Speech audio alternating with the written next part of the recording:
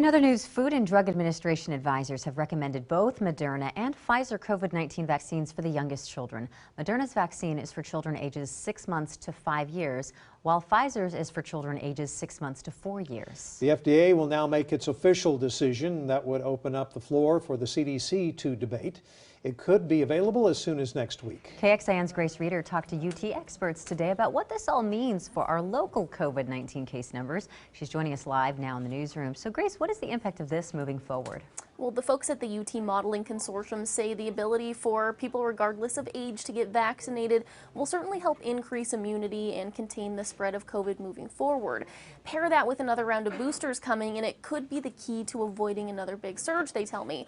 I also chatted with a nurse last week who put it like this: even though those youngest kiddos tend to avoid the more severe symptoms of COVID-19, getting them vaccinated can help stop the spread to others who may be at greater risk of getting severely sick. And we know case numbers and hospitalizations are going up here in Austin. What are modelers with UT saying about that? Yeah, the UT Modeling Consortium is working on projections right now. They say studies being done to figure out how evasive that BA4 and BA5 subvariant are as far as immunity goes. They're also working to figure out how severe it is. They'll use that information to make projections for what this new surge may look like. I talked to them today about what their early research shows. We've been kind of in this lovely summer lull, it feels like, where folks are starting to kind of get back to a normal routine. But as far as the data shows right now, sort of where are we at with those COVID numbers? The number of cases and hospital admissions are starting to rise again. It seems that the numbers are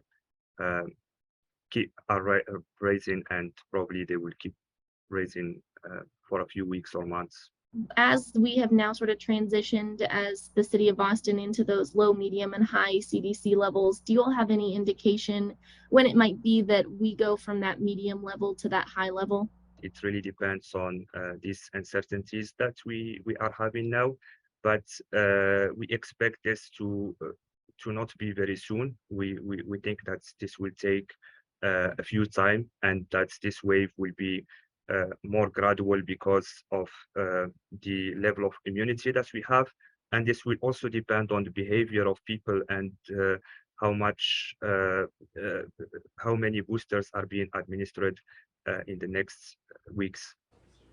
The White House has said that second round of boosters is likely to come in the fall. Right now, they're only recommended for people 50 and older or people with qualifying underlying health conditions.